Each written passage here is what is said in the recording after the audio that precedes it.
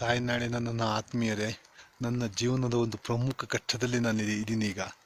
ಸಮುದ್ರದಿಂದ 22,000 ಹೈಟಲ್ಲಿರುವಂತಹ ಒಂದು ಬ್ರಾವನ್ ಚೋಳ್ಪಟ್ಲ ಅನ್ನೋ ಕಾಂಪ್ಲೆಕ್ಸ್ನಲ್ಲಿ ನನಗಿಲ್ಲಿ ನಿಂತಿದ್ದೀನಿ.